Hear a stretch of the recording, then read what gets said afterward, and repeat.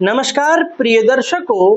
मौन एक साधना है और यह हमारी शक्ति भी है।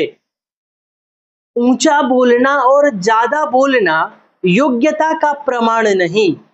जन्म कुंडली का दूसरा भाव वाणी का होता है और बुध ग्रह को वाणी का कारक ग्रह माना जाता है।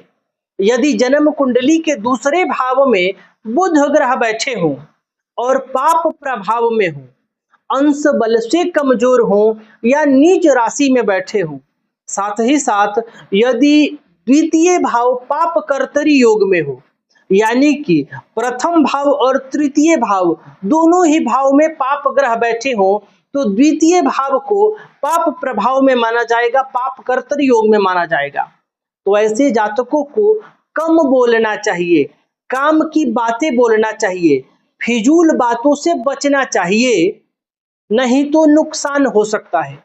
यदि आपके भी जन्म कुंडली में बुध की ऐसी अवस्था बन रही है तो निसंदेह आप बुध का उपाय करिए और कोशिश करिए कि कम बोले और काम की बात बोले। बुध को बलिष्ठ करने के लिए आप भगवान विष्णु की पूजा करिए, विष्णु सहस्त्र नाम का पाठ करिए, माँ भगवती की आराधना करिए, माँ जगदम्बा की आपको नित्य आराधना करनी चाहिए। खासकर दुर्गा सप्तशती से यदि आप पूरा पाठ कर सकते हैं तो अच्छी बात है, नहीं तो कवच, अर्गला और कीलक का पाठ करना चाहिए। भगवान गणपति को बुधवार के दिन दुर्बा अवश्य अर्पण करिए, बुध ग्रह को बलिष्ठ करिए, नहीं तो वाणी का यहाँ इस अवस्था में ह्रास होने लगता है।